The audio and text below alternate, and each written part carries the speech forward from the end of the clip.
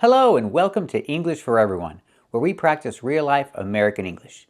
Today we're going to learn some important vocabulary, so let's get started. Today we're going to talk about the different uses of still. It can be used in different ways, so let's take a closer look.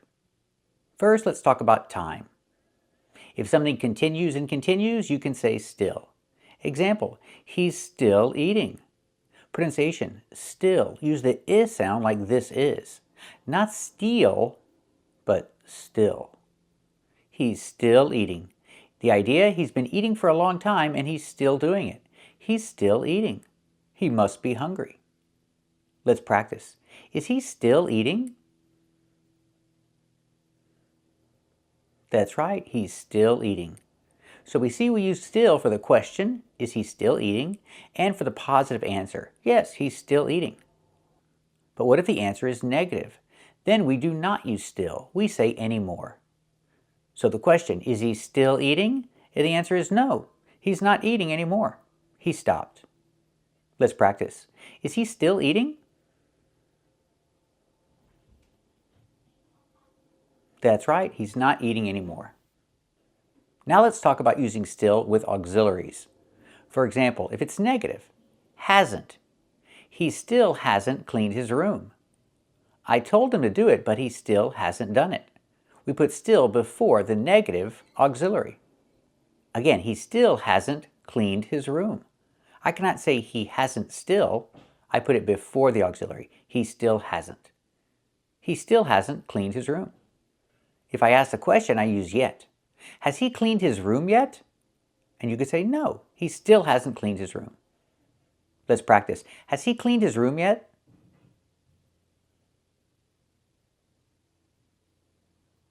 That's right, he still hasn't cleaned his room. He needs to do it. Now let's look at can and the negative can't, because it's different here. If it's positive, I use still after can. Example, he can still work.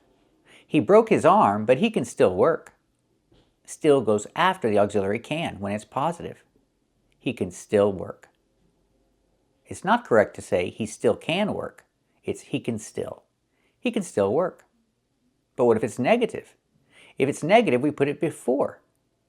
He still can't do it.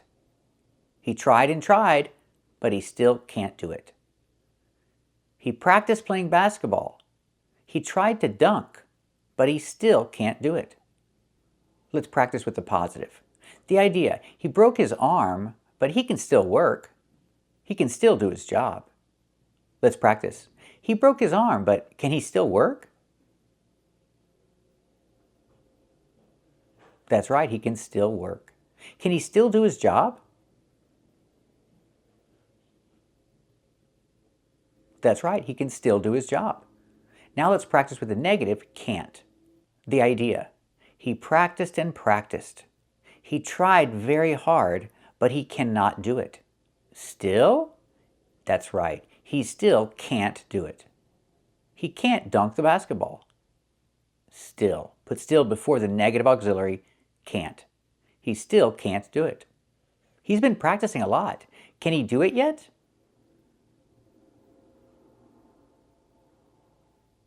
That's right, he still can't do it.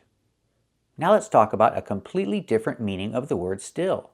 Same spelling, same pronunciation, but a different meaning. Still can be used as an adjective describing something that is not moving. Example, the water. The water is not moving. There are no waves. So I can say the water is very still today. Let's practice. Is the water very still today? That's right, the water is very still. It's not moving.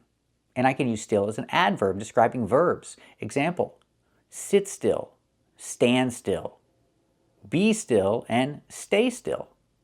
It means don't move. Example, they want to take a picture of the child, but the child keeps moving. So you tell the child, sit still. Sit and don't move. The child needs to sit still. Let's practice. Does the child need to sit still? That's right, the child needs to sit still. Or stand still. The children need to stand still. They're moving too much. They're moving a lot. But we're trying to take a picture, So the children need to stand still. Let's practice. Do the kids need to stand still? That's right, the kids need to stand still. Or be still. Children, young children that is, they don't like to be still. They like to run around and move. They don't like to be still. Let's practice. Do kids like to be still? That's right, they don't like to be still. They like to move around. That's how kids are. So what do you tell them? You tell them to stay still. Do you have to tell kids to stay still? That's right, you have to tell kids to stay still because they're always moving. If you want to take a picture, that is, you have to ask them to stay still. So we can use still to describe verbs like sit still, stand still, be still, and stay still. Or you can use still as an adjective and say the water is very still. And you can also use still talking about time. If something continues and continues, it's still happening. Thank you for watching and keep watching for more. Today we're talking about this word, shed. It can be a noun and it can be a verb. First, let's talk about the noun. A shed. It's a countable noun, so we have to use the article a. A shed. This is a shed. It's like a little house used for storage. You store things in a shed. Example, this is a shed, and I store my lawnmower in the shed. If I speak in general, I say this is a shed. But if I talk about my specific shed, I use the article the. I store things in the shed, or I store things in my shed.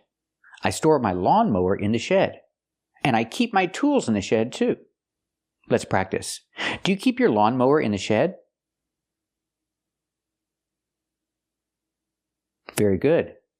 And what about your tools? Do you keep your tools in the shed too?